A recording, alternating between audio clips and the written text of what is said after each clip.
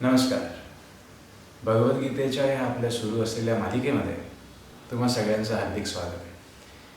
आज आपला भगवद्गीतेचा 12वा व्हिडिओ म्हणजे आज आपला भक्तियोग हा अतिशय सुंदर असा योग पाहण्याचा आज आपला विषय आहे. खरं तर जेव्हा भक्तियोग म्हटलं जातं तेव्हा सगळ्यांना असं वाटतं अरे एकदम छोटासा अध्याय, शाळेमध्ये पाठांतरासाठी असणारा हमखास म्हणजे भक्तियोग. त्याच्यामुळे असं वाटतं की भक्तियोग हा समजायला सोपा असेल. खरं तर भक्तियोग काय, इतर सगळेही अध्याय जर आपण बघितले तर तसे वाचायला समजायला सोपेच येतो. वाचन करणे, समजून घेणे सोपं आहे.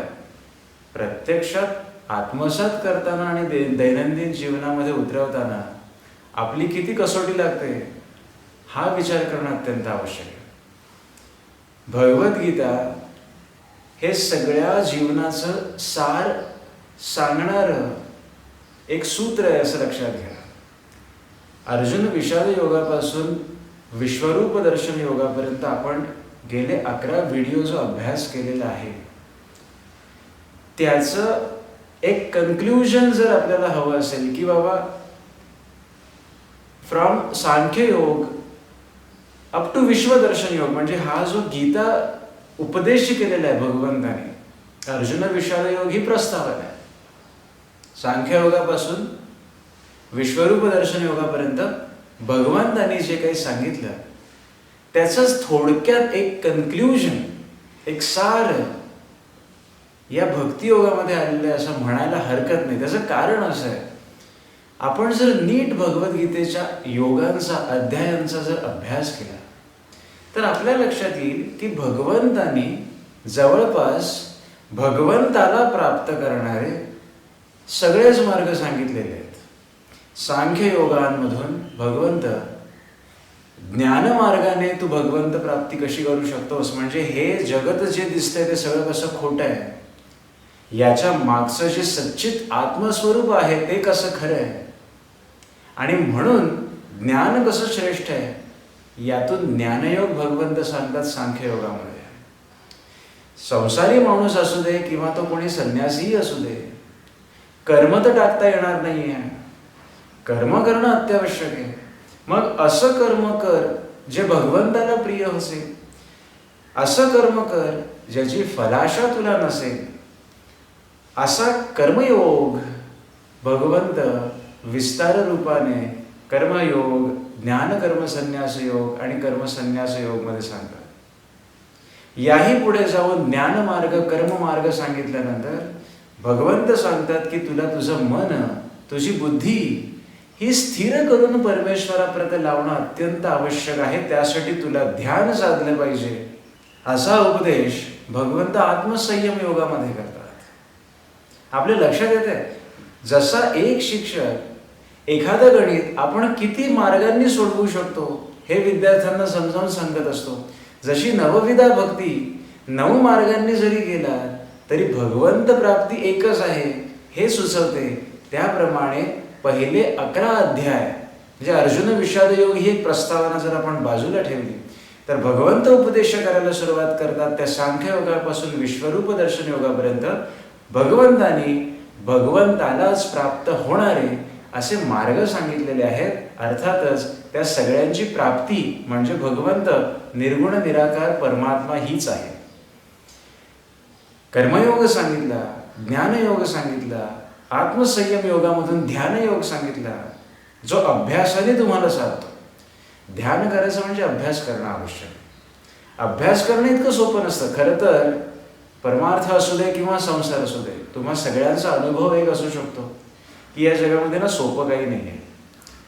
आपल्याला असं वाटतं की अरे काय सोपं आहे. जेव्हा एखादा क्रिकेटर एक चौकार मारतो, घरी बसून टी व्ही बघणाऱ्यांना वाटतं अरे काय सिंपल शॉट होता, परंतु समोरून येणाऱ्या त्या गोलंदाजाचा चेंडू किती वेगाने येतोय, त्याला आपले रिफ्लेक्स किती स्ट्रॉंग असावे लागतात आणि त्या चेंडूला एका योग्य दिशेने वळवण्यासाठी काय स्किल असावे लागतात याची आपण कल्पना करत नाही.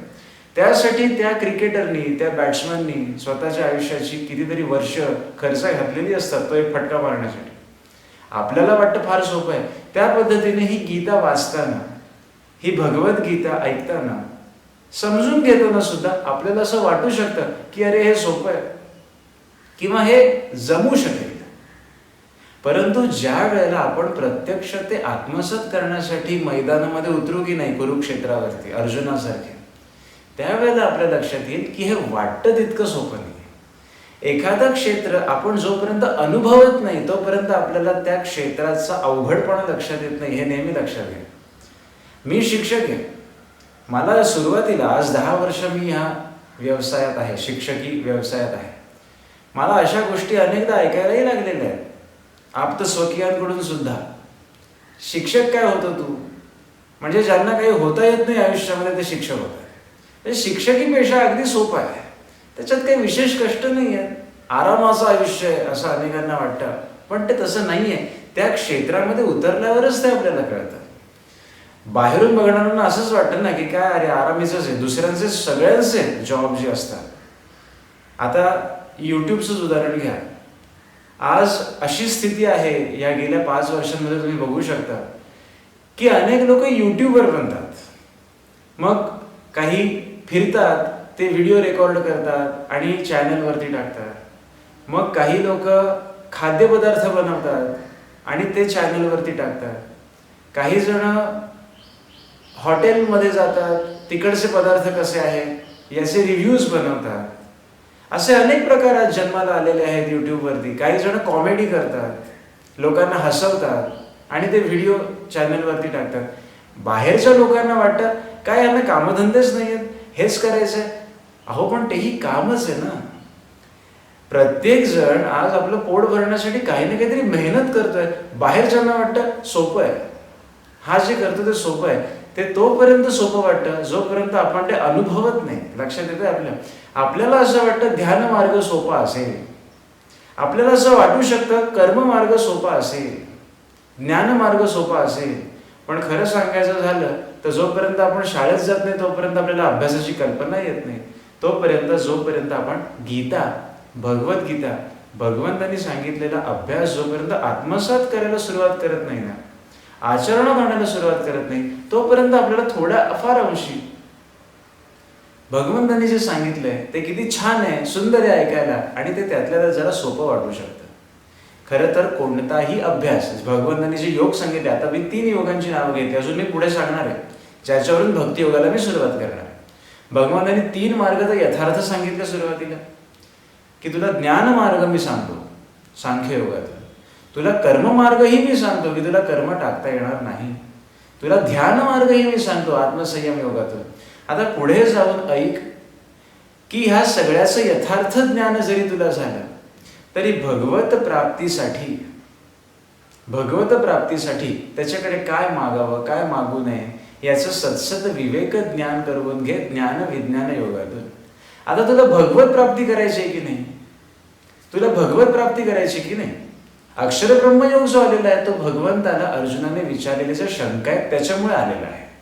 अन्यथा ज्ञान विज्ञान योगापासून अर्जुनाने जर का प्रश्न विचारलेच नसते मध्ये, तर कदाचित पुढचा अध्याय हा विभूती योगच आला असता किंवा राजविद्या राजगुह्य योग आला असता. परंतु जसा विद्यार्थी, सुज्ञ विद्यार्थी, जसा एखादा विषय शिकताना जसा शिक्षकाला एखादा प्रश्न करतो आणि मग त्या प्रश्नाच्या अनुषंगाने शिक्षकाचा थोडासा जो वेळ आहे आणि थोडासा जो अँगल आहे समजावण्याचा तो बदलतो आणि पुन्हा ते समजावून झाले की शिक्षक मूळ पदावर जसे येतात, त्या पद्धतीने ज्ञान विज्ञान योग सांख्य योगापासून सुरुवात केल्यानंतर ज्ञान विज्ञान योगापर्यंत भगवंतांनी जे अगाध असं आत्मज्ञान अर्जुनाला सांगितलेलं आहे, त्या निमित्ताने अर्जुनाच्या मनामध्ये काही प्रश्न निर्माण झाले. ते 7 प्रश्न अर्जुनाने ज्ञान विज्ञान योगाच्या शेवटी म्हणजे अक्षर ब्रह्मयोग जिथे सुरू होतो तिथे विचारलेले आहे. त्या निमित्ताने भगवंत अक्षर ब्रह्मयोग सांगतात. परंतु त्याच्या आधी भगवंतांनी जे मार्ग सांगितले ते आहे ज्ञानयोग, कर्मयोग, आत्मसंयम म्हणजेच ध्यानयोग, ज्ञान विज्ञान योग. आणि आता भगवंत जेव्हा अर्जुनाच्या प्रश्नांचं निराकरण करतात तेव्हा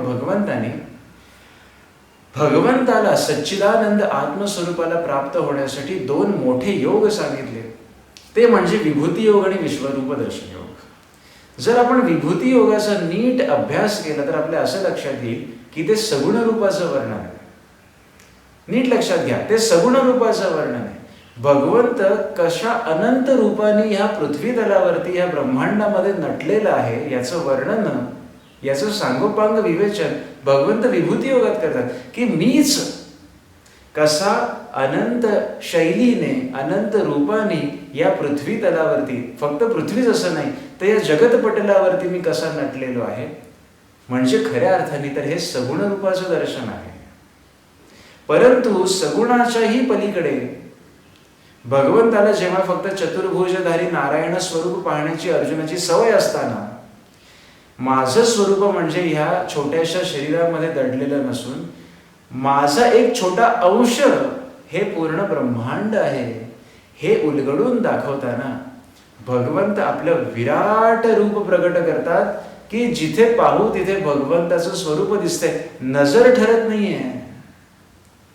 असं विराट स्वरूप दर्शन भगवंताने अर्जुनाला करून दिलेलं आहे. हे खरं तर भगवंताचं निर्गुण निराकार रूप आहे, कारण तिथे सगळं सामावून जात आहे ना. अनेक दिसत असलेले छोटे मोठे आकार, रूप, रंग सगळं काही भगवंतात सामावून जात आहे. हे जेव्हा अर्जुनाने पाहिलं, ते जे सगळं स्वतःमध्ये सामावून घेत आहे ते खरं तर निर्गुण निराकार परमेश्वराचं खरं स्वरूप आहे. आता अर्जुनासारखा एवढा ऐकल्यानंतर आपल्या मनातही प्रश्न येऊ शकतो की मग सगुण श्रेष्ठ का निर्गुण श्रेष्ठ का? आपल्या लक्षात येते सगुणाचीही भक्ती भगवंत करायला सांगतात की विभूती योगामध्ये मी अनंत रूपाने नटलेलो आहे, आणि विश्वरूप दर्शनातून भगवंत निर्गुण निराकाराचीही महती पटवून देतात. आणि अर्जुनाच्या मनामध्ये मग द्वंद्व निर्माण झालं की अरे मग देवा योगोत्तम कोण आहेत? खरं तर आपल्या संसारी माणसांना पटकन समजण्यासारखा अर्थ असा येतो भक्तियोगाच्या पहिल्या श्लोकातून की सगुण श्रेष्ठ आहे का निर्गुण श्रेष्ठ आहे. पण खरं तर हा प्रश्न त्याच्याही वरचा आहे. श्रेष्ठ खरं तर दोन्ही आहेत, श्रेष्ठ खरं तर दोन्ही आहेत. योगोत्तम कोण आहेत म्हणजे याच्यातून उत्तम असा योग कशाने साधेल असा प्रश्न अर्जुन विचारतो. अगदी साधं उदाहरण देऊ का आपल्याला? 10वी झाल्यानंतर आपल्या आयुष्यात नेहमी असणारा प्रश्न, सायन्स उत्तम, कॉमर्स उत्तम का आर्ट्स उत्तम? खरं सांगू का, याच्यापैकी श्रेष्ठ आणि कनिष्ठ असं काहीही नाही. ते शैक्षणिक मार्ग आहेत, तुम्हाला आवडेल त्या मार्गाने तुम्ही जायचं असतं. आपल्या मतानुसार पूर्वी अशी मतं पडली होती की अरे हुशार विद्यार्थी सायन्सला जातील आणि ज्यांना काहीच मिळत नाही ते आर्ट्सला जातात, असं पूर्वी असायचं. असा समज आता नाहीये, आता बरंच काही बदललंय. परंतु पूर्वी असं असायचं. तसं आपल्याला इथे वाटू शकतं की अरे सगुण श्रेष्ठ का निर्गुण श्रेष्ठ, यापैकी कनिष्ठ काही आहे का, श्रेष्ठ काही आहे का? असं काही नाही. जसं सायन्स, कॉमर्स, आर्ट्स या तिन्ही फील्ड त्यांच्या त्यांच्या दृष्टीने उत्तमच आहेत. असं कधी झालंय का की ज्याच्यामध्ये इंटेलिजन्स आहे पण तो आर्ट्सला गेला आणि म्हणून त्याचं आयुष्य बर्बाद झालं किंवा त्याला आयुष्यामध्ये नोकरीच मिळाली नाही, असं नाहीये. किंवा एखादा अगदी ढ विद्यार्थी होता पण तो अगदी जायचं म्हणून सायन्सला गेला आणि तो आता उत्तमातलं उत्तम आयुष्य बनवलंय, असंही नाही. सायन्सलाही जाणारे ढेपाळतात, आर्ट्स आणि कॉमर्सलाही जाणारे उत्तम आयुष्य बनवणारे आपण अशी कितीतरी उदाहरणं आयुष्यामध्ये पाहतो. त्याच्यामुळे श्रेष्ठ कनिष्ठ असं काही शैक्षणिक जीवनात आपण मानत नाही. त्याचप्रमाणे श्रेष्ठ आणि कनिष्ठ असं परमार्थातही मानण्याची गरज नाही. जे जे मार्ग सांगितलेले आहेत ते त्या त्या मार्गाने उत्तमच आहेत. परंतु आपल्याला कोणता झेपतो त्याचा सांगोपांग अभ्यास करून आपण तो निवडायचा असतो. त्याप्रमाणे अर्जुनाने जेव्हा विभूती योग ऐकला, विश्वरूप दर्शन समजून घेतलं, त्यावेळेला भक्ती योग सुरू होताना अर्जुनाचा पहिला प्रश्न आलेला आहे तो यथार्थच आहे. आणि म्हणून त्याची पार्श्वभूमी मी आपल्याला सांगितली. आणि त्या पार्श्वभूमीच्या जोरावरच मी आज भक्तियोगामध्ये फक्त 2 प्रश्नांची उत्तरं आपल्याला देणार आहे. कारण अतिशय छोटा आणि अतिशय सुंदर पण तितकाच व्यापक असा हा अध्याय आहे, असा योग आहे जो आहे भक्तियोग. आता भगवंताला अर्जुन पहिलाच प्रश्न करतो पहिल्या श्लोकामध्येच, एवं सतत युक्ताये भक्तास्त्वां पर्युपासते ये प्याक्षरमव्यक्तम तेषां के योगवित्तमाः. भगवंताला अर्जुन प्रश्न करतो आणि तो प्रश्न काय यथार्थ आहे त्याची मी पार्श्वभूमी आपल्याला सांगितली की आपण जे दुसऱ्या अध्यायापासून 11व्या अध्यायापर्यंत जर भगवद्गीता सुंदररित्या समजून घेतली तर आपल्या असं लक्षात येईल की भगवंताला प्राप्त होण्याचे अनेक मार्गांचं विश्लेषण करताना भगवंताने सगुण निर्गुण दोघांचं विवेचन केलेलं आहे. म्हणून भक्तियोगामध्ये पहिला प्रश्न भगवंताला अर्जुन करतो की जे अनन्य प्रेमी, सतत युक्ता म्हटलेलं आहे ना, जे अनन्य प्रेमी भक्तजन पूर्वी सांगितल्याप्रमाणे आपल्या भजन ध्यानात मग्न राहून आपल्या सगुणरूप परमेश्वराची आणि दुसरे जे केवळ अक्षरम अव्यक्तम, जे केवळ अविनाशी अशा अक्षर अव्यक्त निराकार ब्रह्माचीच उपासना करतात, या दोन्ही प्रकारच्या भक्तांमध्ये उत्तम योगवक्ते किंवा उत्तम युक्ततम असं कोण आहे असं अर्जुन विचारतो. अर्जुनाने प्रश्न असा नाही विचारलाय की तुमची सगुण उपासना करणारे श्रेष्ठ का निर्गुण उपासना करणारे श्रेष्ठ, कोण श्रेष्ठ आहे हा प्रश्न नाहीये. लक्षात घ्या, इथे श्रेष्ठ कोण आहे हा प्रश्न नाहीये. दोघांमध्ये योग साधणारे कोण आहेत, युक्ततम कोण आहे, तुम्हाला प्राप्त होणारे कोण आहेत असं विचारलेलं आहे. श्रेष्ठ कनिष्ठचा प्रश्नच येत नाहीये, दोन्ही मार्ग श्रेष्ठच आहे. पण अर्जुनाचा कदाचित असा प्रश्न असा असावा की मला कोणता झेपेल. खरं तर विद्यार्थी जेव्हा शिक्षकाला प्रश्न करतो त्या प्रश्न करण्याच्या मागे त्याचा वैयक्तिक हेतू हा असतो की यातलं मला काय झेपेल. आज मी शिक्षक आहे म्हणून मी माझं अगदी व्यावहारिक उदाहरण आपल्याला देतो.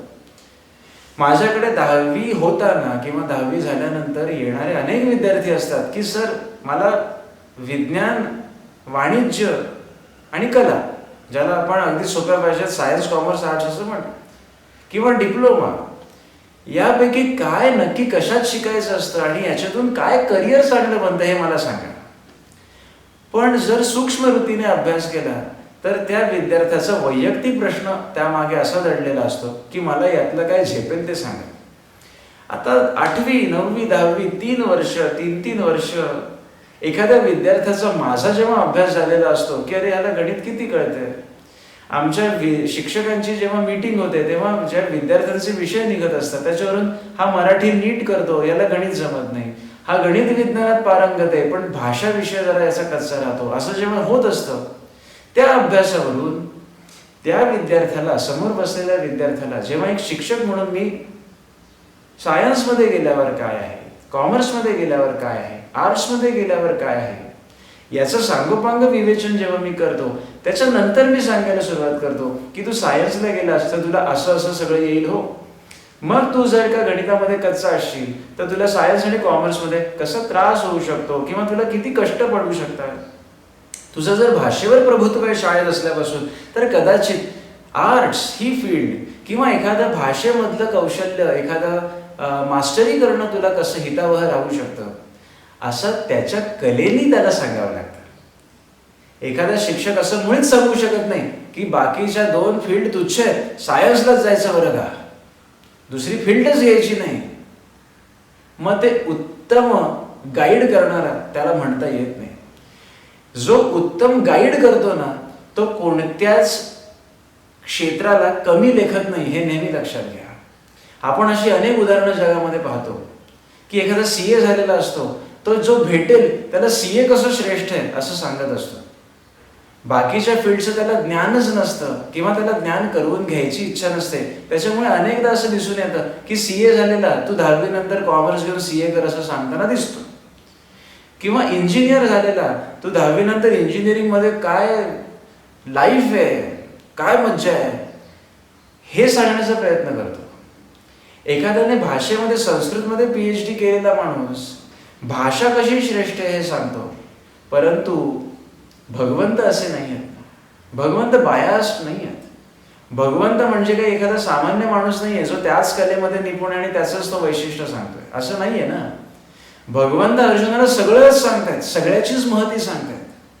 त्याच्यानंतर अर्जुनाने जो प्रश्न विचारलाय त्याच्यानंतर सुद्धा भगवंतांनी जे सांख्ययोगापासून सांगितलंय ना त्याचंच एक कन्क्लुजन पार्ट भगवंतांनी अर्जुनाला सांगितलंय. म्हणून मी आपल्याला पार्श्वभूमी सांगितली भक्तियोगाच्या आधी. आणि हे सगळं मला विस्तार रूपाने का सांगायचंय? कारण भक्तियोग अभ्यासणारे आणि बोलणारे कधी कधी माझ्याशी जेव्हा काही जणांची चर्चा होते त्यावेळेला हेच म्हणतात की अरे सगुण श्रेष्ठ निर्गुण श्रेष्ठ, तुला काय वाटतं? प्रश्न हा नाहीच आहे. जसं सगळ्या स्ट्रीम, सगळ्या एज्युकेशन सिस्टीम मधल्या गोष्टी या समपातळीवरच आहेत म्हणून त्या आहेत ना. मला सांगा लोक हो, जर का आर्ट्स हे फील्ड तुच्छ मानणं खरंच असतं तर ते आतापर्यंत अस्तित्वात राहिलंच नसतं. 100% लोक दुसऱ्याच फील्डला गेली असती ना. पण तसं नाही आहे ना, तसं नाही आहे की नाही. आर्ट्सलाच तेवढंच महत्व आहे जेवढं सायन्सला आहे. आपल्या मानण्यावरती आहे की मला काय झेपतं. अर्जुनानेही तेच विचारले की परमेश्वरा, तू सांख्ययोग सांगितलास, तू मला कर्मयोग सांगितलास, तू मला ध्यान मार्ग सांगितलास अभ्यासाचा, तू मला सगुण रूपही सांगितलंस विभूती योगातून, तू मला निर्गुण निराकाराचंही दर्शन घडवलंस विश्वरूप योगातून. आता माझ्या मनात शंका अशी आली देवा की तुला यथार्थ जाणणारे, सगुण उपासना करणारे आणि तुझं निर्गुण निराकार भजन करणारे, यातून दोघातून उत्तम योगोत्तम कोण आहेत?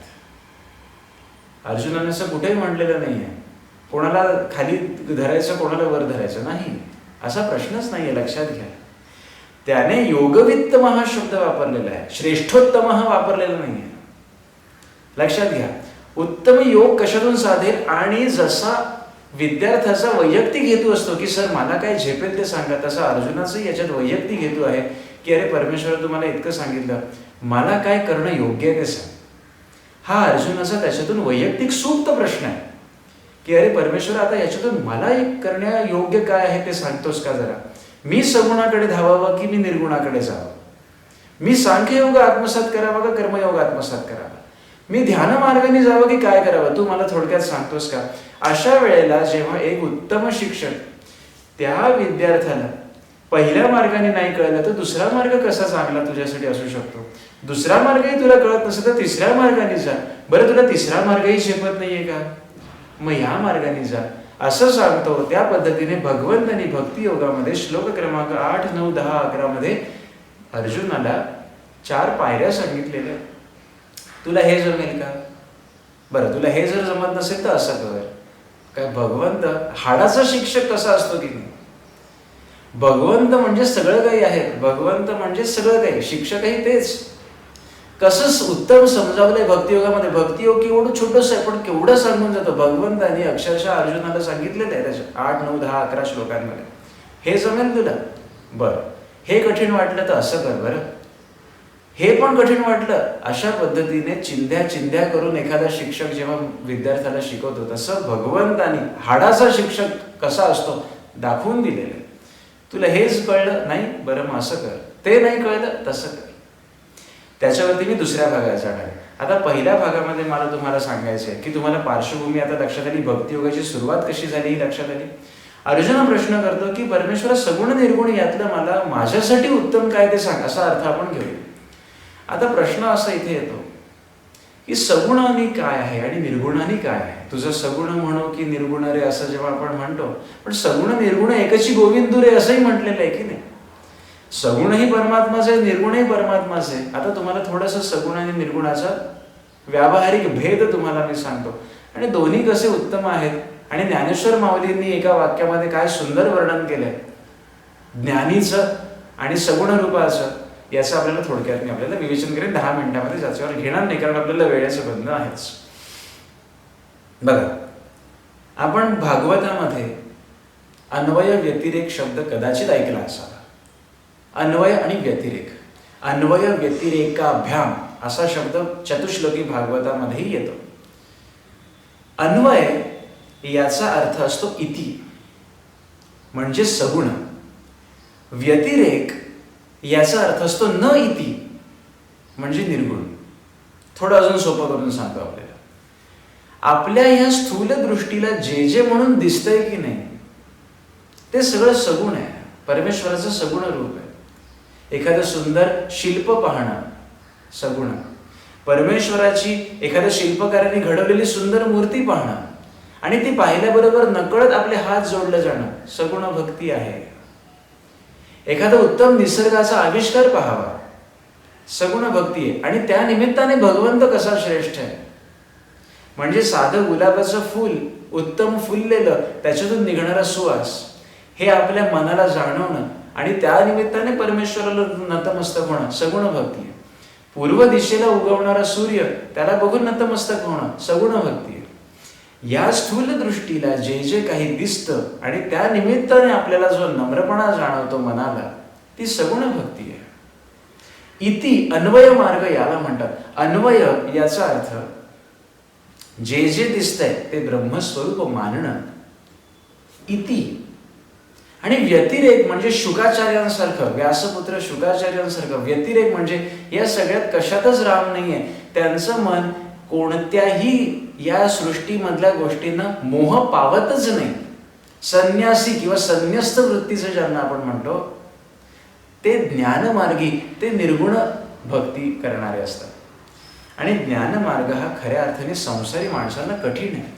कारण आपल्याला दृश्य पसारा बघून त्याच्यात जगण्याची सवय झालेली असताना निर्गुण भक्ती किंवा ध्यानमार्ग, ज्ञानमार्ग एकदम झेपणार नाही.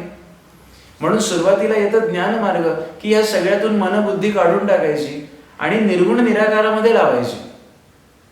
ज्ञानमार्ग आहे.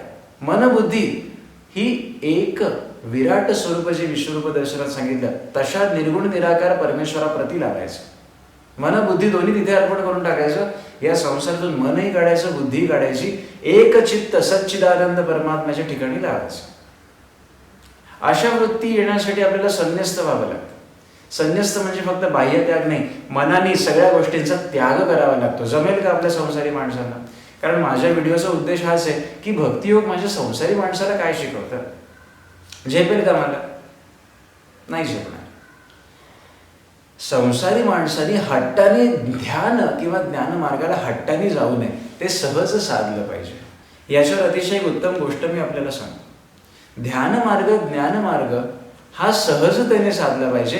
अट्टाहासाने साधायला जाऊ नये, आपली गडबड होऊ शकते.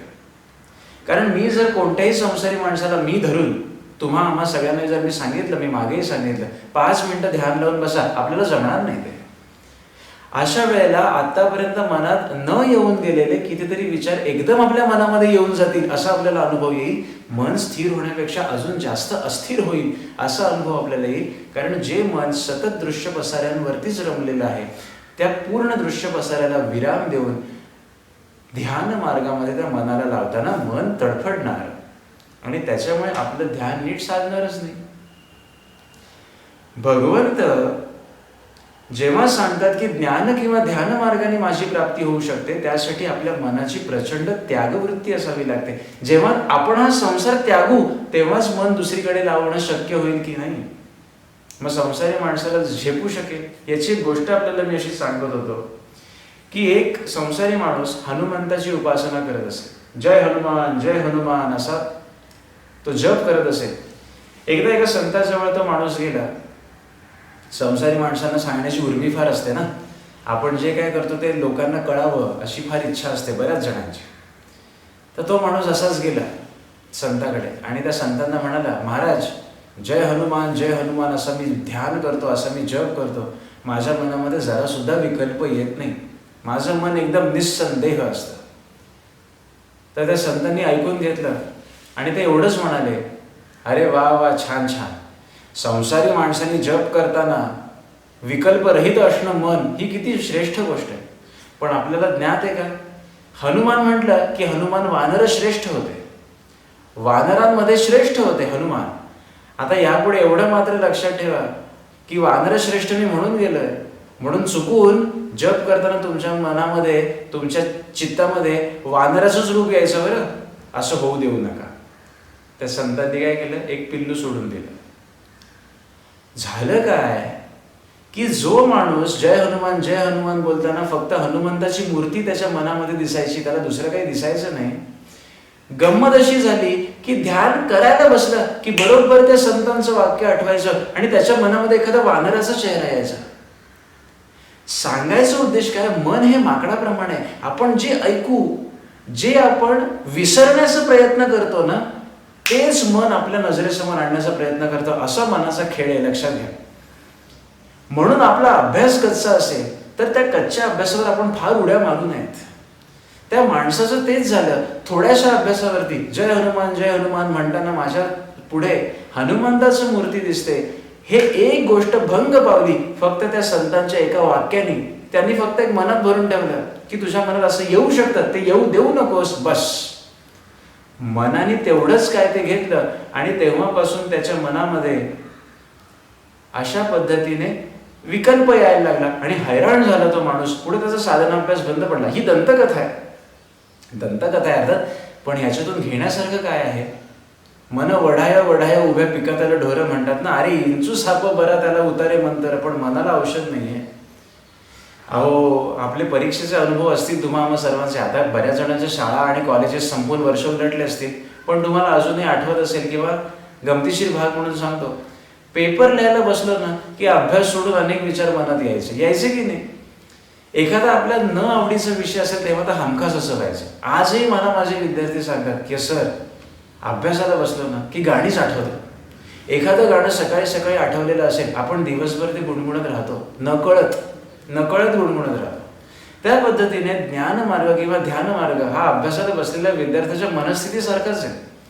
अभ्यासाला आपण जेव्हा बसतो तेव्हा तो अभ्यास साधणं इतकं सोपं नसतं. मग मन बुद्धी या संसारातून काढून भगवंताच्या प्रती लावण्यासाठी आपली किती त्यागमय वृत्ती असली पाहिजे याचा अभ्यास करा. याचा अभ्यास करणं आवश्यक आहे. मग संसारी माणसाला ध्यान मार्ग ज्ञान मार्ग हा साधणं इतकं सोपं नाही. आणि म्हणून आपण सुरुवातीला संसारी माणसाने सुरुवातीला सगुण उपासना करायला हरकत नसते. सुरुवातीला निर्गुणावरती एकदम आपलं चित्त लागणार नाही. आणि म्हणून आधी जे दिसतंय त्याच्यात भगवंत बघायला शिका.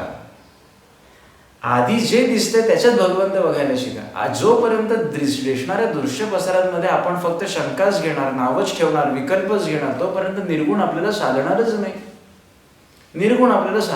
नाही. अन्वय व्यतिरेकाचा हा खेळ. माझ्या आई म्हणतात, व्यतिरेकाची वाट पाहिली, शून्य उल्लंघुनिया गेलो, अन्वय मार्गे परतुनी येता सर्वा माझी मी दिसलो.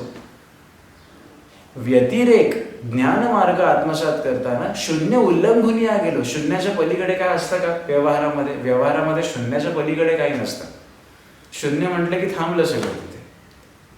आयुष्यामध्ये गणित असो किंवा जीवन असो, शून्य म्हटलं की थांबलं सगळं तिथे. शून्य, बाकी काही उरत नाही.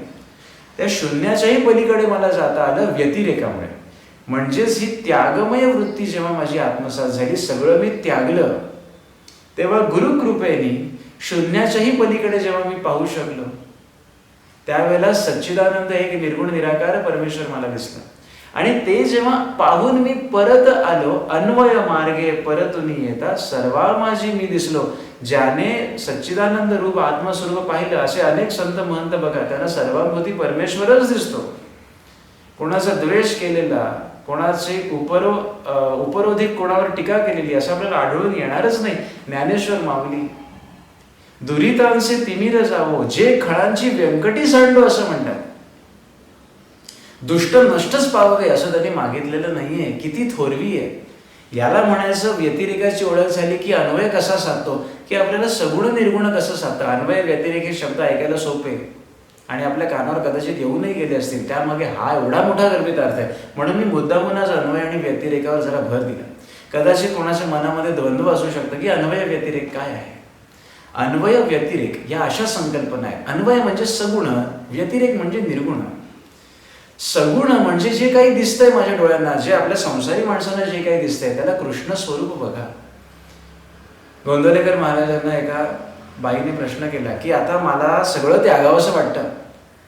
संसारामध्ये तरुणपणामध्ये पोरांना वाढवण्यामध्ये आयुष्य गेलं. आता पोरांची लग्न झाली, आता कुठे देवाचं नाव घ्यावं म्हणते, रामराम म्हणावं म्हणते, पण आता नातवंडामध्ये जीव अडकलाय. हो, कसं मला त्यागावंसं वाटतं. असं वाटतं सगळा संसार सोडावा आणि काशीला जाऊन राहावं, असं एका बाईंनी गोंदवलेकर महाराजांना सांगितलं.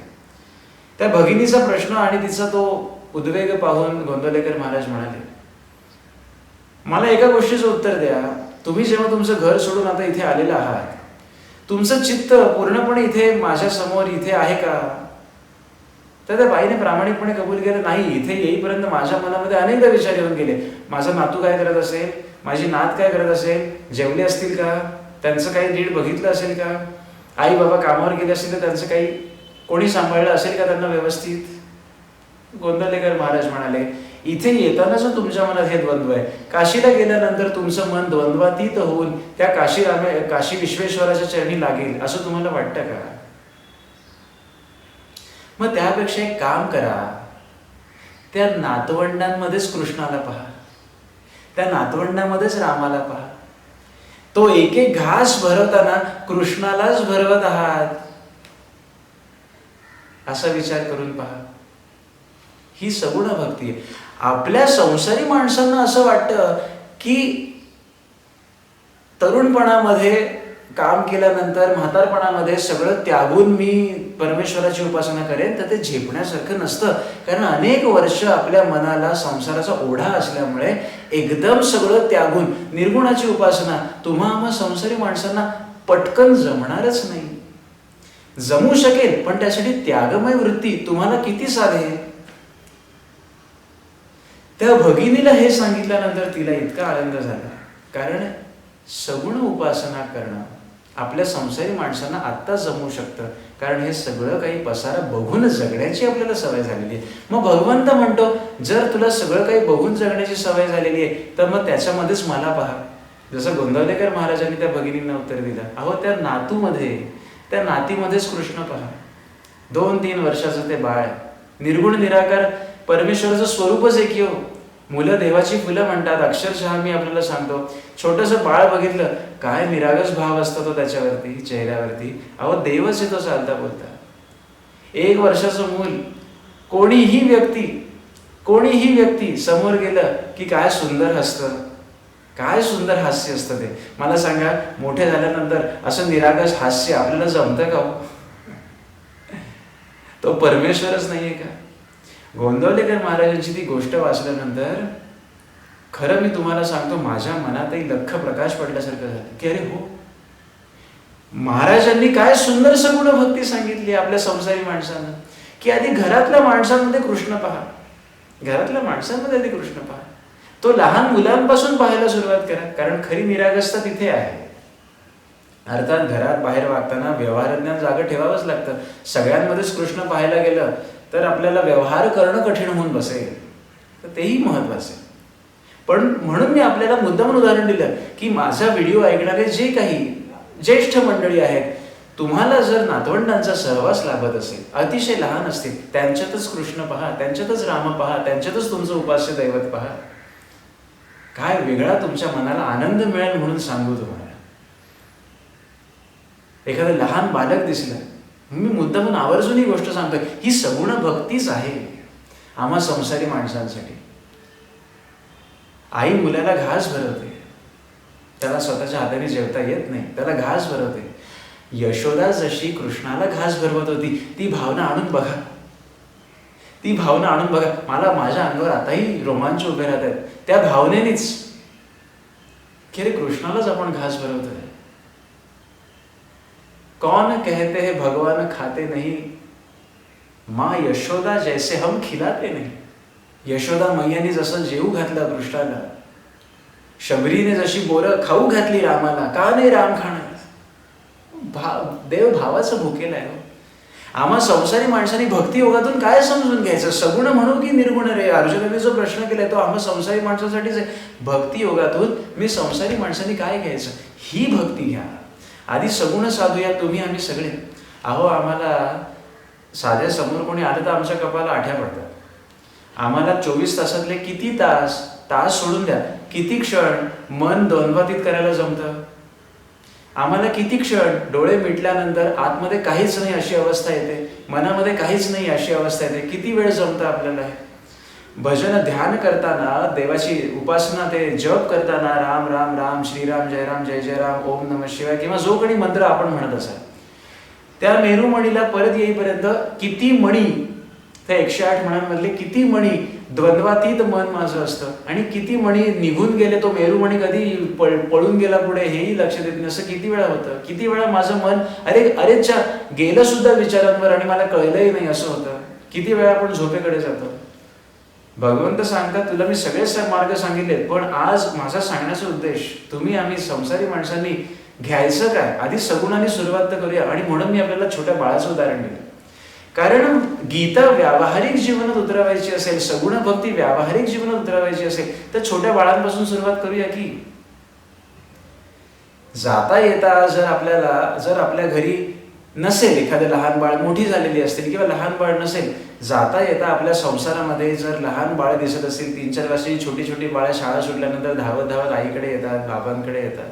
आता सगळी कृष्णरूपच येतो. नकळत हात जोडले जातील आपले हळूहळू.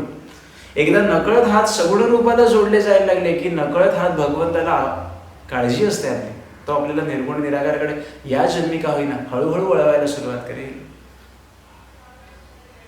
मी तुम्हाला अक्षरशः सांगतो, 2-3 वर्षाच्या 1 वर्षाच्या बालकाला जर आपल्याला भरवण्याचा योग आपल्या आयुष्यात आत्ता असेल चालू, अहो तो कृष्णचे बाळकृष्ण असं समजून भरवून तर बघा, काय आनंद मिळेल म्हणून सांगू आपल्याला, काय आनंद मिळेल म्हणून सांगू.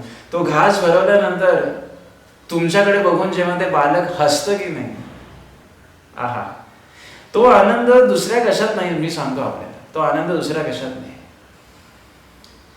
ते जेव्हा आपल्याला जमू लागेल त्यावेळेला आपल्याला सगुण भक्ती कळायला लागेल. नुसतं देवळात गेलं, टणकन घंटा वाजवली, शनिवार म्हणून मारुती पुढे प्रसाद ठेवून त्याच्यापुढे डोकं आपटून 11 प्रदक्षिणा घातल्या म्हणजे सगुण भक्ती साधली असं होत नाही. बरं, सगुण भक्ती साधण्यासाठी सगुणाचं रूप मनाला येऊन भिडावं लागतं. नकळत आपले हात जोडले जावे लागतात, नकळत, काही तिथे सांगावं लागत नाही. ते सगुण प्रेम, ते सगुण प्रेम. सगुण प्रेमासाठी मला सांगा, प्रेम सांगावं लागतं का की कर म्हणून सांगावं लागतं का? नाही सांगावं लागत. प्रेम हे होत असतं, सांगावं लागत नाही. तसं आम्ही संसारी माणसांनी, आता मी सुद्धा काय शिकायचं भक्ती योगातून? सगुण म्हणू की निर्गुण रे? जो अर्जुनाने प्रश्न केलाय, योगोत्तम कोण आहे? तू संसारी माणूस आहेस, तुला आधी सुरुवातीला पायरी चढायची नाही, सगुण भक्ती साध. मग सगुण भक्ती कशी साध? कशी साध सगुण भक्ती? जसं आई यशोदानी कृष्णाला झोपवताना मैया यशोदाची भावना कशी होती, रामाला बोरं खाऊ घालताना शबरीची भावना कशी होती, कृष्णाला बोलवताना मीराबाईची भावना कशी होती, कृष्णाला नंदवनामध्ये नाचायला रासलीला करताना गोपींची भावना कशी होती. ही भावना जेव्हा आपल्या मनात येईल ती सगुण भक्ती. तुझं सगुण म्हणू की निर्गुण रे? सगुण निर्गुण एकची गोविंदू रे. पण आम्हा संसारी माणसांना आत्ता काय झेपेल? ध्यान मार्ग झेपेल, ज्ञान मार्ग झेपेल, सगुण मार्ग झेपेल का? आधी चराचरांमध्ये जे दिसतंय त्यात कृष्णाला बघायला ते लाग. म्हणून मी तुम्हाला लहान बाळाचं उदाहरण दिलं, कारण अर्थातच व्यवहार ज्ञान जागं ठेवावंच लागतं जगताना. जरी सर्वभूती परमेश्वर आहे, जनी जनार्दन असे परंतु तो सज्जनी वसे, असं समर्थांनी म्हणूनच म्हटलेलं आहे. व्यवहार ज्ञान जागं ठेवावंच लागतं. म्हणून आपण लहान बाळापासून सुरुवात करून बघू. ती सगुण भक्ती. एक ओघाओघात आले हा विषय निघाला म्हणून मी आपल्याला एक गीत आपल्या पुढे म्हणून दाखवतो, म्हणजे आपल्या लक्षात येईल सगुण भक्ती म्हणजे काय. जे मी आपल्याला म्हटलं, जे मी आपल्याला म्हणून दाखवलं, सगुण भक्ती कशी साधावी याचं एक किती सुंदर गीत आहे, आपल्याला आवडेल आणि एखादं गीत सादर करावं ह्या असं मला फार मनापासून वाटतं. म्हणून आपल्याला ते गोड मानून घ्या. हे आपण ऐकलंच असेल, ते गाणं सगुण भक्तीला किती सुंदर आणि आपण हे किती आत्मसात केलं पाहिजे. अच्युतं केशवं कृष्ण दामोदरं रामनारायणं जानकी वल्लभम्. अच्युतं केशवं कृष्ण दामोदरं रामनारायणं जानकी वल्लभम्. कौन कहता है भगवान आते नहीं, कौन कहता है भगवान आते नहीं, तुम मीरा के जैसे बुलाते नहीं. अच्युतं केशवं कृष्ण दामोदरं रामनारायणं जानकी वल्लभम्. कौन कहता है भगवान खाते नहीं, कौन कहता है भगवान खाते नहीं, बेर शबरी के जैसे खिलाते नहीं। अच्युतम केशवम कृष्ण दामोदरम, राम नारायणम जानकी वल्लभम। कौन कहता है भगवान सोते नहीं, कौन कहता है भगवान सोते नहीं, माँ यशोदा के जैसे सुलाते नहीं। अच्युतम केशवम कृष्ण दामोदरम, राम नारायणम जानकी वल्लभम। कौन कहता है भगवान नाचते नहीं, कौन कहता है भगवान नाचते नहीं, गोपियों की तरह तुम नचाते नहीं। अच्युतम केशवम कृष्ण दामोदरम, राम नारायणम जानकी वल्लभम। मित्र हो, ही सगुण भक्ती आहे. आपल्याला आधी हे साधेल का? अर्जुनाने जो प्रश्न विचारला त्याच्यावर मी पूर्णपणे संसारावरती जे माणसं आहेत त्यांच्यावर म्हणूनच आलेलो आहे. कारण ध्यान मार्ग मी साधेन, ज्ञान मार्ग मी साधेन, अभ्यास मी करेन. याआधी आपल्याला संसार नीट करायला जमलाय का हे बघणं फार महत्वाचं आहे. संसार करता करता जेव्हा वृत्ती कृष्णमय व्हावी लागेल ना, तेव्हा परमेश्वर आपल्याला निर्गुणाकडे वळवण्यासाठी सद्गुरूंची भेट घालून देईल, हे लक्षात घ्या. आपल्याला दिवसभरामध्ये षड्विकारांवर ताबा मिळवता येत नाही. जो येईल त्याची निंदा करण्याची जर आपली सवय असेल तर आपल्याला ध्यान मार्ग कसा साधेल मला सांगा. मन जर शंका विकल्पानी कुशंकानी जर भरलेलं आहे तर आपल्याला निर्गुण निराकार ध्यान मार्ग कसा साधेल मला सांगा. आणि आता याचंच उत्तर भगवंत 8, 9, 10, 11 या श्लोकांमध्ये देतात अर्जुनाला. 8व्या श्लोकामध्ये भगवंत तेच सांगतात जे मी आपल्याला आता एवढं सांगितलं त्याचं तर थोडक्यात विवेचन. श्लोक क्रमांक 8, 9, 10, 11 भगवंत सांगतात, मय्येव मनाधत्स्व मयि बुद्धिं निवेशय निवसिष्यसि मय्येव अत ऊर्ध्वं न संशय. याच्यात काही संशय नाही की तू माझ्यातच मन ठेव, माझ्यातच बुद्धी स्थापन कर, मग तू माझ्यातच राहशील. पण हे आम्हा संसारी माणसांना जे मी आता विश्लेषण केलं त्यानुसार शक्य आहे का मला सांगा. जर माझे 24 तास मी आणि माझे मानलेल्यांसाठी खर्च होत आहेत, सकाळी उठल्यापासून मॅरेथॉन लागल्याप्रमाणे आम्ही धावतोय. कशासाठी आम्हाला माहिती नाही, आम्ही धावतोय. सकाळी उठल्यापासून आमची धावपळच चालू आहे ना. सकाळी उठलं की किचनमध्ये लागावं, सकाळी उठलं की बाहेर जावं, सकाळी उठलं की कामाला पळत असतो. आम्ही नुसते पळत असतो. संध्याकाळी येईपर्यंत आमचं दमछाक झालेली असते, जेवून कधी झोपेन असं होतं.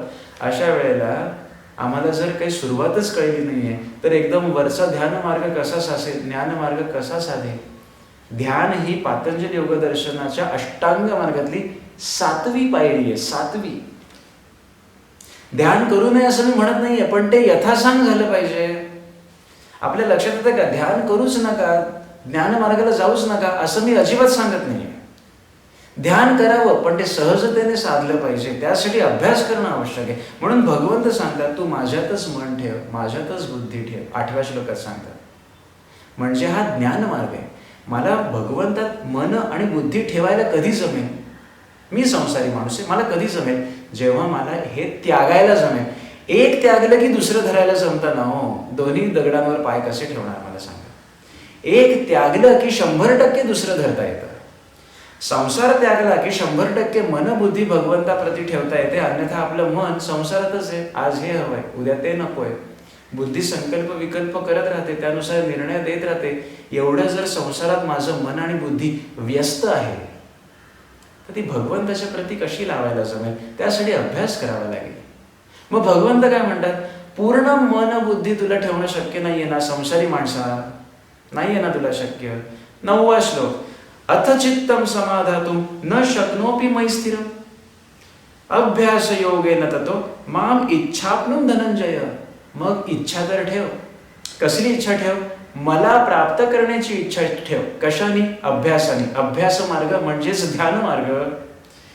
जर तू माझ्यात मन निश्चल ठेवण्यास समर्थ नसशील तर हे अर्जुना, हे संसारी माणसा, अभ्यासरूप योगाने मला प्राप्त करण्याची इच्छा ठेव. माणसाने सदिच्छा नेहमी ठेवावी. संसारी माणसाने तर नेहमी सदिच्छा ठेवावीच, की आज नाही तर उद्या मला हळूहळू कळलं पाहिजे की हा जन्म कशासाठी आहे, या जन्माचं उद्दिष्ट काय आहे. सकाळी उठल्यापासून जे रेसचे घोडे लागलेले आहेत ना, आपले रेसचे घोडे कसे लागलेले असतात, तसे आपण घोड्यासारखे या रेसमध्ये लागलेलो आहोत ना. आम्हाला कळतच नाही दिवसभरामध्ये नक्की कशासाठी धावपळ करायची असते, हे कळतच नाही. तर भगवंत म्हणतात संसारी माणसाला, अर्जुनाच्या मार्फत संसारी माणसाला हा उद्देश आहे की मनबुद्धी सकाळी उठल्यापासून तुला माझ्यामध्ये नाही ठेवता येते, कारण तुला संसाराचा व्याप आहे. निदान माझ्या प्राप्तीची इच्छा तर ठेव, आणि नुसती इच्छा ठेवू नको, अभ्यास योगाने ती इच्छा ठेव. म्हणजे दिवसातून काही वेळ का होईना अभ्यास तर कर. दिवसातले 24 तासातले काही तास अभ्यास तर कर. नुसती गीता घेऊन बसलो, 700 श्लोक घडाघडा म्हटले दिवसातून 1.5 तास, त्याला अभ्यास म्हणत नाही. ते श्लोक म्हणा तुम्ही, त्याचा फायदा होणारच, पण नकळत केलेल्या अभ्यासापेक्षा कळत केलेला अभ्यास केव्हाही चांगला, हे भगवंतांनी 12व्या श्लोकात सांगितलेलंच. श्रेयो हि ज्ञानम अभ्यासम ज्ञानात ध्यानम विशिष्यते. 12व्या श्लोकात म्हणतात की मर्म न जाणता केलेल्या अभ्यासापेक्षा ध्यान श्रेष्ठ आहे. मर्म जाणून अभ्यास करणं महत्वाचं आहे. म्हणून सदिच्छा ठेवा लोक हो, सदिच्छा ठेवा, आणि त्याप्रमाणे अभ्यासही करायचा आहे आपल्याला. आता भगवंत म्हणतात चल ठीक आहे, डोंट वरी, तुला माझ्यात पूर्ण मन ठेवणं ज्ञानमार्गाने शक्य नाही आहे, नो प्रॉब्लेम. तू ध्यान मार्गाने अभ्यासाला तरी लाग.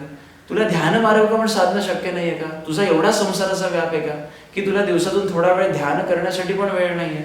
मग पुढचं सांगतो, म्हणून हाडाचा शिक्षक म्हणलं, पुढचं सांगतो, चल संसारी माणसा, पुढचं सांगतो तुला. अभ्यासे असमर्थोसी मत कर्मो परमो भव, मदर्थमपि कर्माणि कुर्वन् सिद्धी वाप्स्यसि. भगवंत म्हणतात जर तुला अभ्यासालाही तू असमर्थ असशील तर केवळ माझ्याकरिताच कर्म करायला समर्थ हो. माझ्याच करता कर्म कर, म्हणजे जे काही कर्म करशील ते तू माझ्याचसाठी करतोय, आणि म्हणून मी तुम्हाला उदाहरण दिलं आणि ते गीत मी सादर केलं ते यासाठी. जे काही करशील ते भगवंतासाठी करतोय असं समज.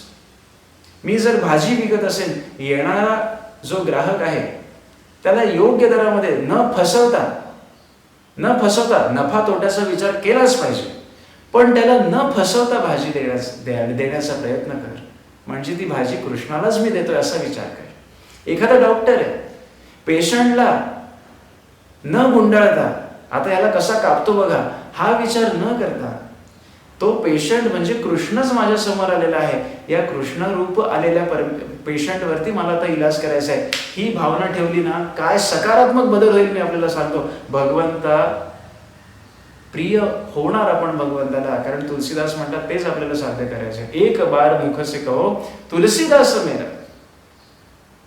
आणि हे आपल्या संसारी माणसाचं ध्येय असलं पाहिजे. एक शिक्षक आहे, माझं उदाहरण देतो, माझ्या समोर बसलेले सगळे विद्यार्थी हे कृष्ण रूपानेच कसे माझ्या समोर बसलेले आहेत असा जर मी विचार ठेवला तर त्यांना शिकवताना माझ्या मनामध्ये द्वंद्व नसेल की अरे हा फी जास्त देतो, याला चांगलं शिकवलं पाहिजे. एक काम कर, तू जरा नंतर पण ये, हे सगळे गेले की तुला एक सांगतो.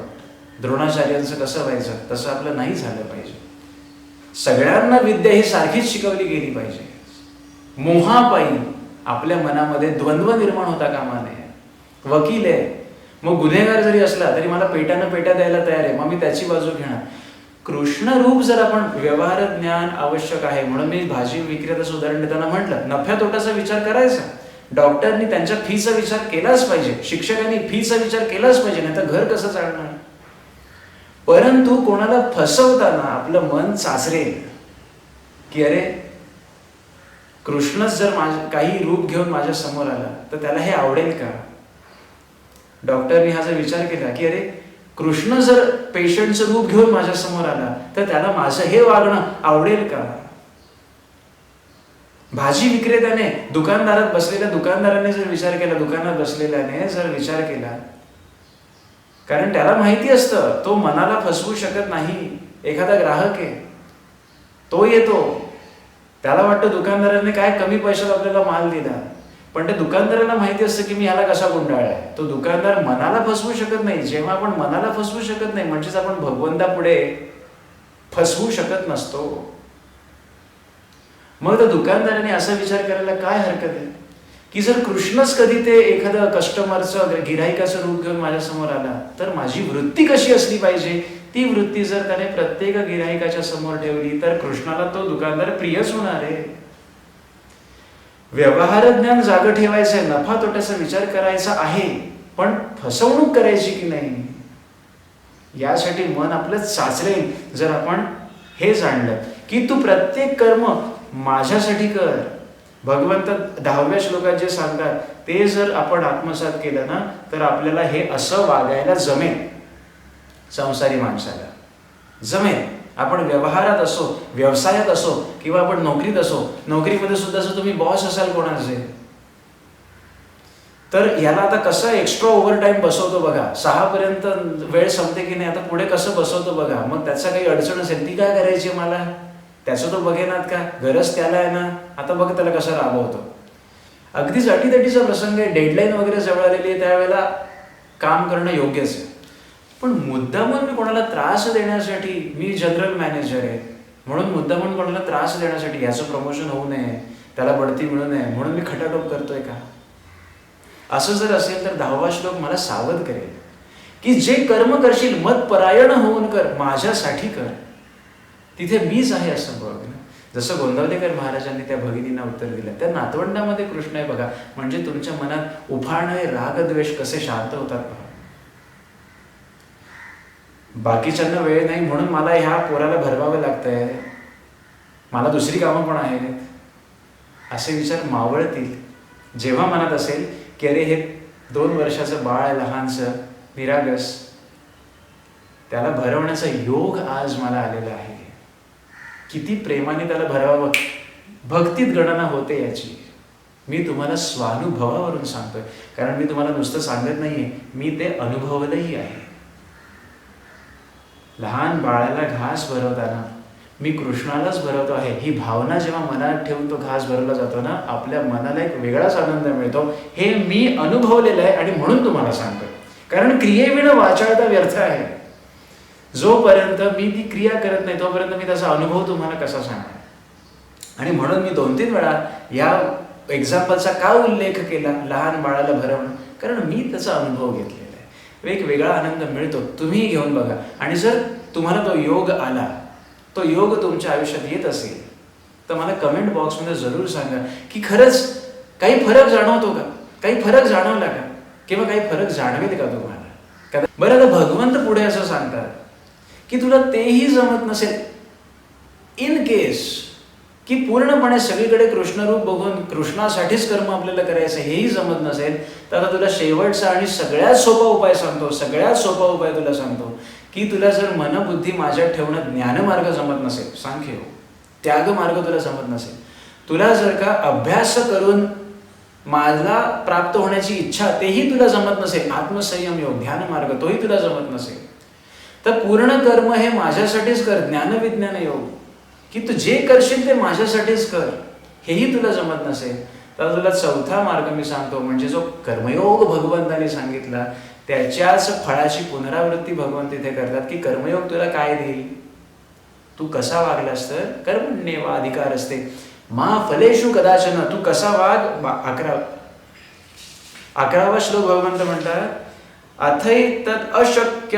अथैतदप्यशक्तोसी कर्तुम मद्योगमाश्रितः सर्व कर्म फलत्यागम ततः कुरु यतात्मवान. तुला जर या मी 3 गोष्टींपैकी सांगितलेलं काहीच जमत नसेल तर बिलकुल काळजी करू नको. काय कर, जर तू ही माझी सांगितलेली साधने करायला असमर्थ असशील तर मनबुद्धी इत्यादींवर विजय मिळवणारा असा कर्मफलांचा त्याग करणारा बन. कर्मयोगातही भगवंत 3ही अध्यायांमध्ये सांख्ययोगापासून पुढच्या 3ही अध्यायात सूक्ष्म रूपाने हेच सांगतात की कर्मफलाचा त्याग करा. संसारी माणसाने हेच घ्यायचंय, कारण जेव्हा कर्मफलाचा त्याग करू शकतो ना आपण, त्यावेळेला कर्तृत्वाचा मद आणि भोक्तृत्वाचा अहंकार आपसुकच गळून पडतो. कर्तृत्वाचा मद असतो माणसाला, मद असतो कर्तृत्वाचा, हे मी केलं, आज तो माझ्यामुळे मोठा आहे, मी होतो म्हणून हे झालं, हा कर्तृत्वाचा मद आहे. अहो मी होतो म्हणून झालं असं म्हणण्यापेक्षा भगवंताला त्याच्यासाठी करायचंच होतं, मी निमित्त मात्र आहे, असा विचार आला ना की कर्तृत्वाचा मद होणारच नाही आपल्याला. त्याच्यासाठी ते काम होणारच होतं. खरं तर मी स्वतःला भाग्यवान म्हटलं पाहिजे की भगवंताने मला निवडलं त्याला मदत करण्यासाठी. आज तो माझ्यामुळे मोठा झाला, यात माझं कर्तृत्व काय आहे? एक वेळ अशी पण होती कदाचित की मलाही कोणीतरी मदत केली होती आयुष्यात, बरोबर आहे की नाही? एक वेळ अशी येऊन गेलीच असेल आपल्या आयुष्यामध्ये की मला ऑपॉर्च्युनिटी त्याने दिली म्हणून माझ्यासाठी ते झालं. पण आपण ते विसरून जातो, ते आपल्या लक्षात राहत नाही. आपण फक्त स्वकर्तृत्वावरच आपण कसे मोठे झालो असं म्हणतो, पण आपल्याला पुढे जाण्यासाठी कोणीतरी दरवाजा उघडावा लागतो ना. कदाचित तो काही ना सहज साध्य कोणीतरी उघडून देतं, काही ना त्यासाठी कष्ट घ्यावे लागतात, पण दरवाजा कोणीतरी उघडून द्यावा लागतो. नोकरी तुम्हाला पहिले कोणीतरी द्यावी लागते, तेव्हा तुम्ही पुढे मोठे होता आणि मग दुसऱ्यांना नोकऱ्या देण्यास समर्थ होता. पण पहिले तुम्हाला कोणीतरी द्यावी लागते. लक्षात येते आपल्या? व्यवसाय सुरू केल्यानंतर तुम्हाला कोणीतरी आधी हातभार लावावा लागतो, मग ते पैशांच्या रूपाने असेल, गिराईकाच्या रूपाने असेल किंवा मित्राच्या रूपाने असेल. लक्षात येते आपल्या? त्याच्यानंतर आपण पुढे समर्थ होतो. सो दुसऱ्याला जेव्हा आपण मदत करतो तेव्हा कर्तृत्वाचा मदत घेण्यात काय संबंधच नाहीये काही.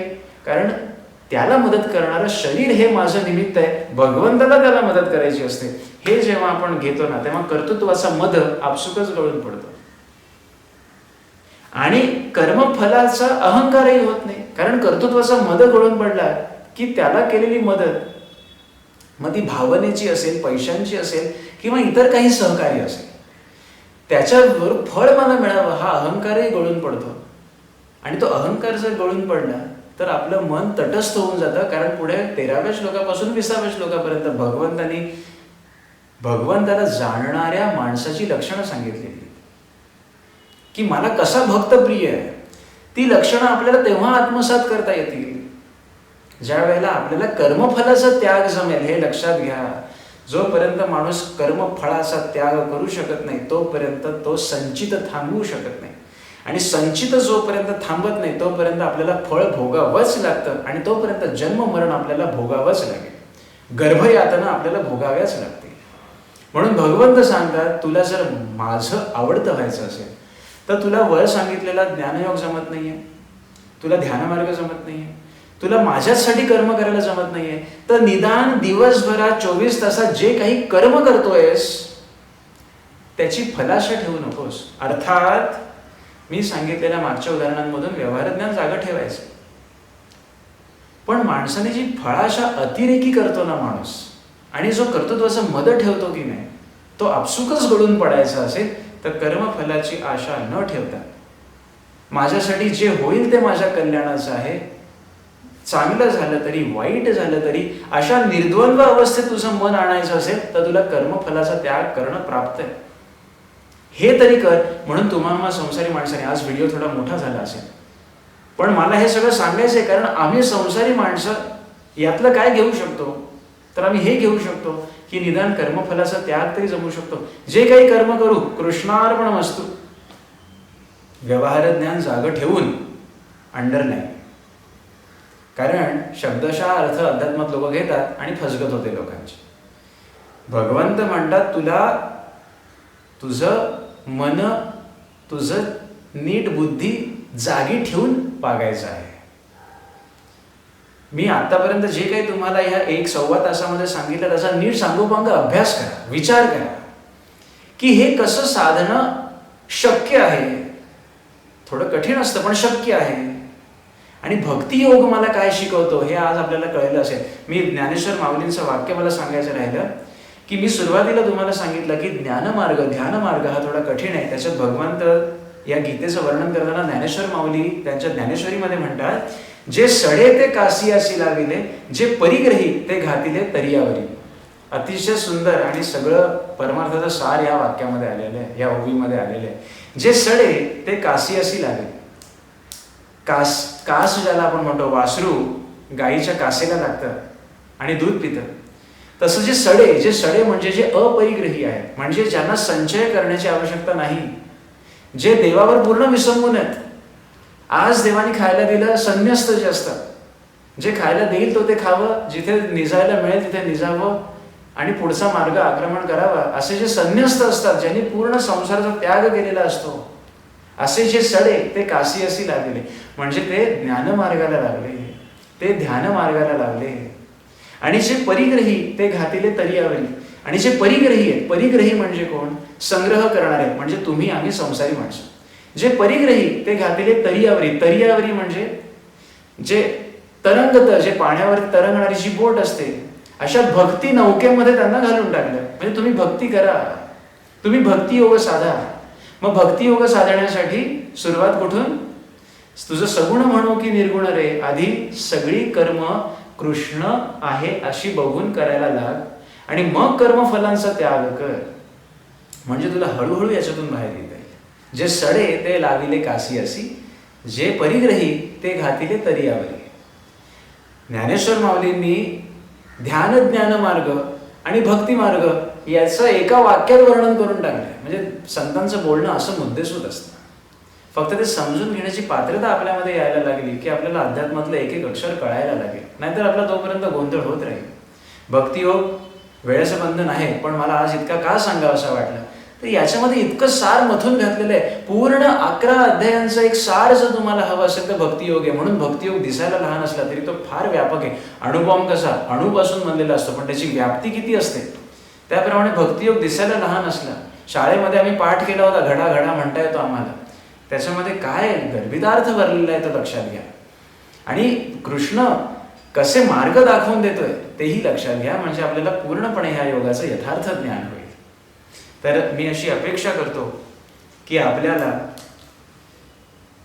सगुण मार्ग, निर्गुण मार्ग, आम्ही संसारी माणसांना सगुण मार्ग कसा साधता येईल, आणि सगुण मार्ग साधता साधता कर्म कृष्णार्पणमस्तू हळूहळू करता करता व्यवहार ज्ञान जागं ठेवून हळूहळू पुढे जाताना कशा पद्धतीने अभ्यास करता येऊ शकतो, आणि हळूहळू आम्हाला कसं सगुणातून निर्गुणाकडे प्रवास करता येऊ शकतो, याचं थोडक्यात विश्लेषण मला जमलं असावं अशी मी अपेक्षा करतो. तुम्हा सगळ्या गीताव्रतींना जे माझा बाळबोध, माझे बोबडे बोल, माझ्या या छोट्याशा मनाला चित्ताला जे काही 10% समजले या भगवद्गीतेचं, ते मी मांडून आपण ते गोड मानून घेत आहात, अशा सगळ्या गीताव्रतींना माझा साष्टांग प्रणिपात.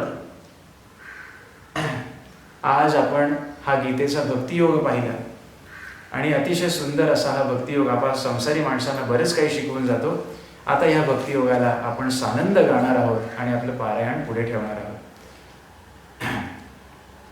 ओम श्री परमात्मने नमः. अथ 12ोऽध्यायः. अर्जुन उवाच एवं सततयुक्ता ये भक्तास्त्वां पर्युपासते ये चाप्यक्षरमव्यक्तं तेषां के योगवित्तमाः. श्रीभगवानुवाच मय्यावेश्य मनो ये मां नित्ययुक्ता उपासते श्रद्धया परयोपेतास्ते मयि युक्ततमा मताः. ये त्वक्षरमनिर्देश्यम् अव्यक्तं पर्युपासते सर्वत्र गमचिन्त्यं च कूटस्थमचलं ध्रुवं सन्नियम्येन्द्रियग्रामं सर्वत्र समबुद्धयः ते प्राप्नुवन्ति मामेव सर्वभूतहिते रताः. क्लेशोऽधिकतरस्तेषाम् अव्यक्तासक्तचेतसाम् अव्यक्ता हि गतिर्दुःखं देहवद्भिरवाप्यते. ये तु सर्वाणि कर्माणि मयि सन्न्यस्य मत्पराः अनन्येनैव योगेन मां ध्यायन्त उपासते तेषामहं समुद्धर्ता मृत्युसंसारसागरात्. भवामि न चिरात् पार्थ मय्यावेशितचेतसाम्. मय्येव मन आधत्स्व मयि बुद्धिं निवेशय निवसिष्यसि मय्येव अत ऊर्ध्वं न संशयः.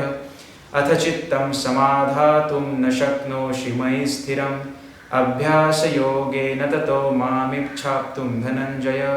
अभ्यासेऽप्यसमर्थोऽसि मत्कर्म परमो भव मदर्थमपि कर्माणि कुर्वन् सिद्धिमवाप्स्यसि. अथैतदप्यशक्नोषि कर्तुं मद्योगमाश्रितः सर्वकर्मफलत्यागं ततः कुरु यतात्मवान्. श्रेयो हि ज्ञानमभ्यासात् ज्ञानात् ध्यानं विशिष्यते ध्यानात् कर्मफलत्यागं त्यागात् शान्तिरनन्तरम्. अद्वेष्टा सर्वभूतानां मैत्रः करुण एव च निर्ममो निरहङ्कारः समदुःखः सुखः शमी सन्तुष्टः सततं योगी यतात्मा दृढनिश्चयः मय्यर्पितमनोर्बुद्धिर्यो मद्भक्तः स मे प्रियः यस्मान्नो द्विजते लोको लोकान्नो द्विजते च यः हर्षामर्षभयोद्वेगैर्मुक्तो यः स च मे प्रियः अनपेक्षः शुचिर्दक्ष उदासीनो गतव्यथः सर्वारम्भपरित्यागी यो मद्भक्तः स मे प्रियः यो न रुष्यति न द्वेष्टि न शोचति न काङ्क्षति शुभाशुभपरित्यागी भक्तिमान्यः स मे प्रियः समशत्रौ च मित्रे च तथा मानापमानयोः शीतोष्णसुखदुःखेषु समः सङ्गः विवर्जितः तुल्यनिन्दास्तुतिर्मौनी सन्तुष्टो येन केनचित् अनिकेतस्थिरमतिर्भक्तिमान् मे प्रियो नरः ये तु धर्म्यामृतमिदं यथोक्तं पर्युपासते श्रद्धदाना मत्परमा भक्तास्तेतीव मे प्रियाः। ॐ तत्सदिति श्रीमद्भगवद्गीतासु उपनिषत्सु ब्रह्मविद्यायां योगशास्त्रे श्रीकृष्णार्जुनसंवादे भक्तियोगो नाम 12 हरिः ओं तत्सत् हरिः ओं तत्सत् हरिः ओं तत्सत्। ॐ तत्सत् कृष्णार्पणमस्तु।